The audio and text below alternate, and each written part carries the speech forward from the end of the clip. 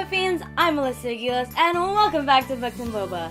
So today we are reading one of my favorite books of all time.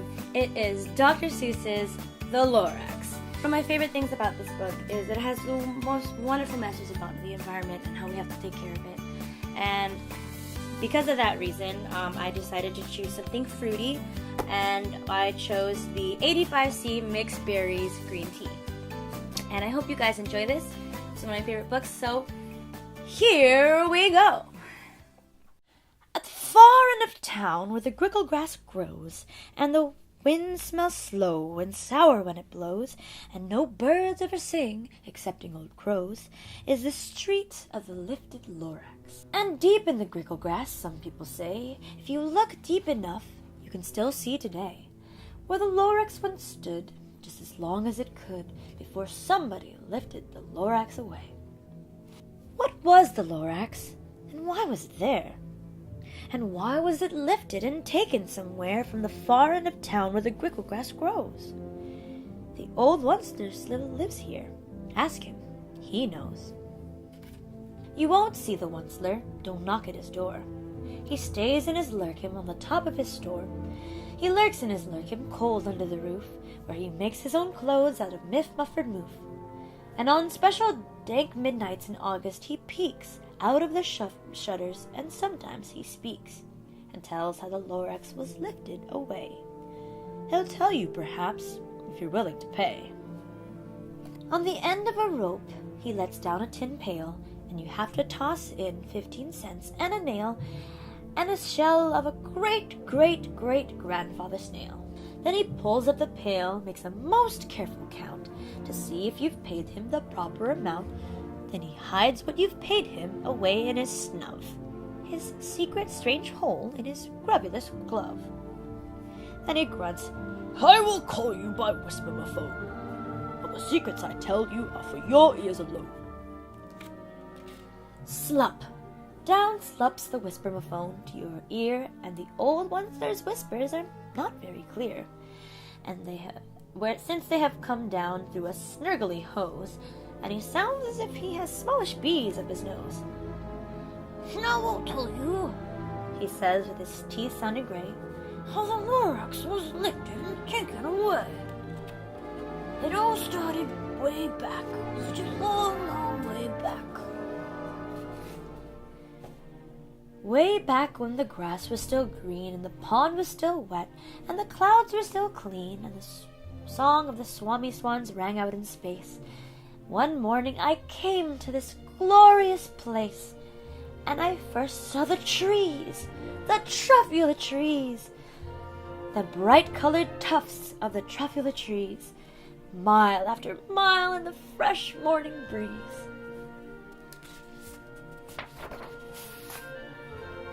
And under the trees I saw brown barbaloots, frolicking about in their barbaloot suits, as they played in the shade and ate truffula fruits. From the ripulous pond came the comfortable sound of the humming fish humming while splashing around. But those trees, those truffula trees! All my life I'd been searching for trees such as these. The touch of their tufts was much softer than silk, and they had the sweet smell of fresh butterfly milk. I felt a great leaping of joy in my heart. I knew just what I'd do. I unloaded my cart. And in no time at all, I had built a small shop. And then I chopped down a truffula tree with one chop. And with great skillful skill, and with great speedy speed, I took the soft tuft, and I knitted a thneed. The instant I'd finished, I heard a gazump. I looked, and I saw something pop out of the stump of the tree I chopped down. It was sort of a man. Describe him. That's hard. I don't know if I can. He was shortish, and oldish, and brownish, and mossy. And he spoke with a voice that was sharpish and bossy. Mister, he said with a sawdusty sneeze, I am the Lorax, I speak for the trees. I speak for the trees have no tongues. And I'm asking you, sir, at the top of my lungs. He was very upset as he shouted and puffed. What's that thing you've made out of my truffula tuft? Look, Lorax, I said, there's no cause for alarm. I chopped just one tree. I am doing no harm. I'm being quite useful. This thing is a thneed. A thneed's a fine something that all people need. It's a shirt, it's a sock, it's a glove, it's a hat. But there are other uses, yes, far beyond that. You can use it for carpets, for pillows, for sheets, for curtains, or covers for bicycle seats. The Lorax said, Sir, you are crazy with greed. There is no one on earth who would buy that fool thneed.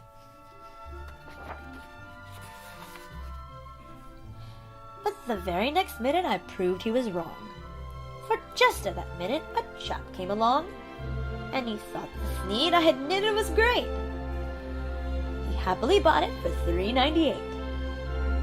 I laughed at the Lorax. You poor stupid guy. You never can tell what some people will buy. I repeat, cried the Lorax, I speak for the trees. I'm busy, I told him. Shut up, if you please. I rushed across the room, and in no time at all, I built a radio phone. I put in a quick call. I called all my brothers, uncles, and aunts, and I said, Listen here, here's a wonderful chance for the whole Onceler family to get mighty rich. Get over here fast, take the road to North Nitch, turn to the left at Weehawken, sharp right at South Stitch. And in no time at all, in the factory I built, the whole Onceler family was working full tilt. We were all knitting thneeds, just as busy as bees, to the sound of the chopping of truffula trees. Then, oh baby, oh how my business did grow. Now chopping one tree at a time was too slow. So I quickly invented my super axe hacker, which whacked off 4 truffula trees in one smacker. We were making thneeds 4 times as fast as before, and that Lorax, he didn't show up anymore. But the next week he knocked on my new office door. He snapped, I'm the Lorax who speaks for the trees, which you seem to be chopping as fast as you please. But I'm also in charge of the brown boboloots, who played in the shade in their boboloot suits, and happily lived eating truffula fruits. Now, thanks to your hacking my trees to the ground, there's not enough truffula fruit to go round, and my poor boboloots are getting the crummies because they have gas and no food in their tummies. They loved living here, but I can't let them stay. They have to find food, and I hope that they may. Good luck, boys, he cried, and he sent them away. I the Onceler felt sad as I watched them all go. But business is business, and business must grow, regardless of crummies and tummies, you know. I meant no harm. I most truly did not. But I had to grow bigger, so bigger I got. I biggered my factory, I biggered my roads, I biggered my wagons, and I biggered the loads. Of the thneeds that I shipped out, I was shipping them forth to the south, to the east, to the west, to the north. I went right on biggering, selling more thneeds, and I biggered my money, which everyone needs. Then again he came back. I was fixing some pipes when that old nuisance Lorax came back with more gripes. I am the Lorax, he coughed and he whiffed. He sneezed and he snuffled. He snarled, he sniffed. What's the? He cried with a truffulous croak. What's the? You're making such snuggled smoke. My poor swanny swans, why they can't sing a note. No one can sing who has song in their throat. And so, said the Lorax, please pardon my cough. They cannot live here, so I'm sending them off. Where will they go?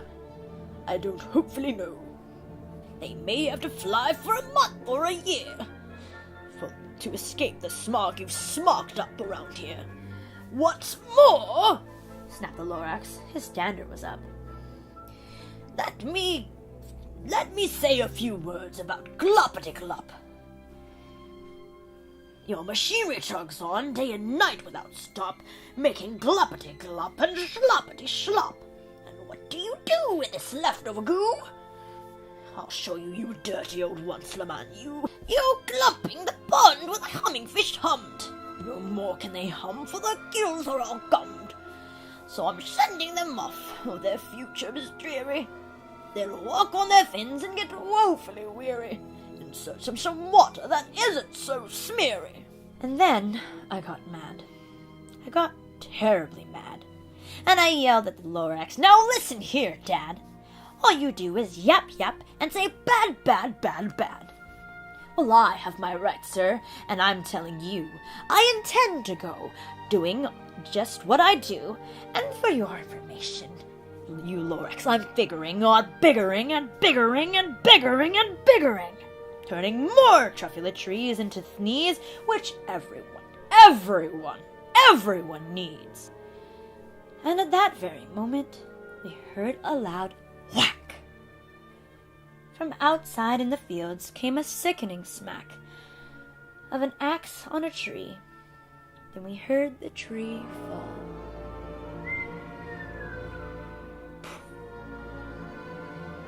The very last truffula tree of them all. No more trees, no more thneeds, no more work to be done. So, in no time, my uncles and aunts, everyone, all waved me goodbye.